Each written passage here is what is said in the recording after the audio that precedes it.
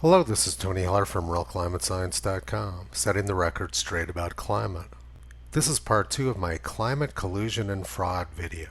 In part 1, I showed that the claims of independence between the different groups plotting the global temperature data is simply not true.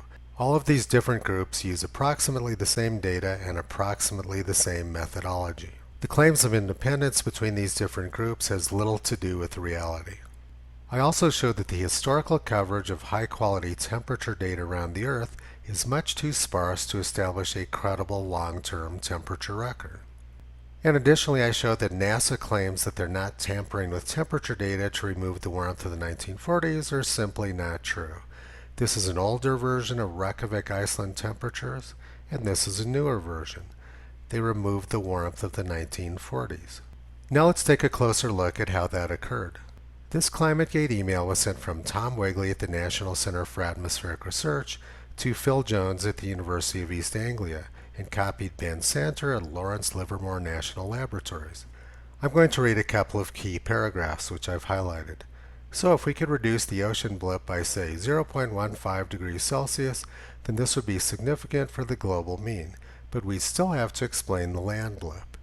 It would be good to remove at least part of the 1940s blip, but we're still left with why the blip. So these leading climate scientists from around the world were openly discussing ways to get rid of the 1940s blip, and they didn't even have an explanation for why they were going to do it. And that's exactly what they did in Iceland a few years later. They removed the warmth of the 1940s. This ClimateGate email is a smoking gun, but I'm going to get into this much deeper. Here's a graph of global temperatures from the National Center for Atmospheric Research, which was widely circulated in 1974. This article from the Calgary Herald was dated July 18, 1974. Worldwide cooling trend linked to devastating drought. The article started, Washington, droughts, floods, blizzards, tornadoes, typhoons, and hurricanes have plagued much of the nation and the world in recent years. So 45 years ago, everything that now gets blamed on global warming was blamed on global cooling. Isn't climate science grand? Academics blame exactly the same things on global warming and global cooling. They can't lose.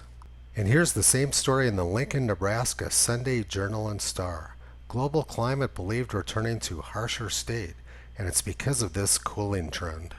Now let's listen to Bill Gates explain why the exact same things are caused by global warming. CO2 is warming the planet.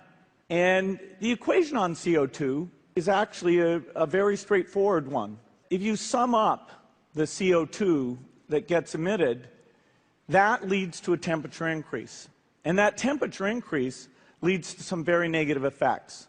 The effects on the weather, perhaps worse, the indirect effects in that the natural ecosystems can't adjust to these rapid changes, and so you get ecosystem collapses. No matter what the climate decides to do, cooling, warming, whatever, it's going to lead to droughts, floods, blizzards, tornadoes, typhoons, and hurricanes. People like Bill Gates seem to be unable to understand that these sort of events have always occurred and they always will occur, and it has nothing to do with human intervention. Bill Gates likes to play God, and he imagines that he controls the universe. Now let's focus on the temperature graph. There was a lot of warming from 1880 to 1940, and then a lot of cooling from 1940 to 1970. And in fact, in this NCAR graph, 1970 was cooler than 1870. That doesn't really sound like global warming. And here's a very similar graph published by the National Academy of Sciences in 1975. It showed a lot of warming from 1880 to 1940 and a lot of cooling after 1940.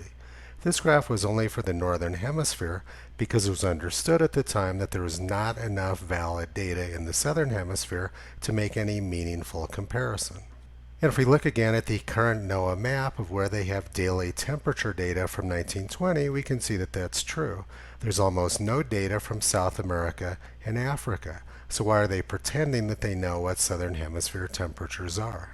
They do claim to have more monthly temperature data, but there's no such thing as a monthly thermometer. Without the daily temperatures available, there's no way to tell whether the monthly data has any validity or not. Now let's go back to the 1970s again. This is a temperature graph which was published in National Geographic in 1976. It showed a lot of warming to 1940 and then a lot of cooling from 1940 till the mid-1970s. And like the NCAR graph, it showed no net warming from 1880 to the 1970s. Atmospheric CO2 was increasing this whole time, but the planet was not heating up. And this spike of temperatures in the 1940s obviously had nothing to do with carbon dioxide. And now you can see why Tom Wigley wrote that ClimateGate email. They needed to get rid of the 1940s blip because it ruined their global warming theory. In this graph, I show you exactly what they did. The black line is the NCAR 1974 global temperature graph. And the red line is the current version of NASA's surface temperatures for the globe. You can see what NASA's done. They've removed the cooling which occurred from 1940 until the 1970s. Now let's look at what NASA and the Washington Post were saying in the 1970s. U.S. scientists sees new ice age coming, July 9, 1971. The world could be as little as 50 or 60 years away from a disastrous new ice age, a leading atmospheric scientist predicts. Dr. S.I. Rasool of NASA says that. So NASA knew perfectly well the Earth was cooling in 1970, and if Rasool's prediction was correct, we'd be having a new ice age starting next year. Now let's look again at the current NASA graph. They've removed the cooling, which Dr. Rasool of NASA was talking about in 1971. They simply made it disappear. Now I'm going to compare the two versions of the temperature graph versus historical information, and we're going to see which one of these two graphs makes sense. I've annotated some historical events on the 1974 NCAR graph. 1902, glaciers disappearing. 1922, glaciers disappearing. 1939, Greenland glacier collapse. 1963, Norwegian glaciers growing.